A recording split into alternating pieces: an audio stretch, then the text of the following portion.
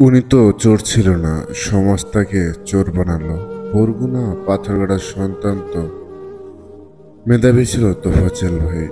ভালো রেজাল্ট নিয়ে পাথরঘাটা কলেজে ভর্তি হয়। ঠিক ওই সময় তার ভাগ্য পরিবর্তন করার সময়, কিন্তু তার ভাগ্য তার সাথে নিষ্ঠুরতা করে। স্থানীয় চেয়ারম্যানের মেয়ের সাথে প্রেম হয়, তা কপালে সয় নাই। ওই মেয়েকে অন্য জায়গায় বিয়ে দিয়েছে, হয়তো সুখী আছে। বিধাতার কি নিষ্ঠুর পরিহাস! পোড়া কপাল জোড়ানো লাগতেই মাসের শেষের দিকে হারালেন তার মা বাবাকে।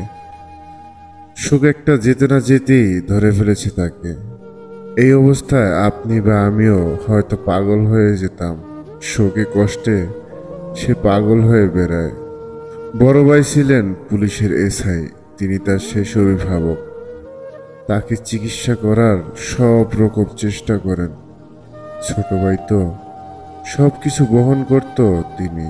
কিন্তু ভাগ্যের কি নির্মম পরিহাস! আগেই বলেছি, পোড়া কপাল লয় না জোড়া, থাকে যদি দুঃখের টান। মরণে সে ওই বড় ভাইকেও তুলে নেয়, কেবল পড়ে থাকে কপাল পোড়া পাগলটা। এত কষ্টের মাঝে হয়তো ভালো ছিল কিছু সময়। এর মধ্যে সে বরগুনা ডিগ্রি কলেজে অনার্সে ভর্তি হয়। ভাগ্যকে সে ছাড়তে চাইলেও ভাগ্য তাকে ছাড়েনি। পাগল হয়ে স্কুলগুলোতে বাজারে ঘুরে বেড়াতো। কে খোঁজ নেবে পাগলের? স্বার্থপর সমাজে নিজেই নিজেরটা বুঝে সবাই, কেউ কাউকে নিয়ে ভাবে না। হয়তো খাবারের খোঁজে আসছিল, খাবারও খেলো, কিন্তু মৃত্যু তখন তা নিকটে ছিল। সেই সুবাদই পেল চোর, আর চোর বলেই মেরে ফেললো আমাদের শ্বশুর সমাজ। ওরে ভাত খাইয়ে মারলেন কেন?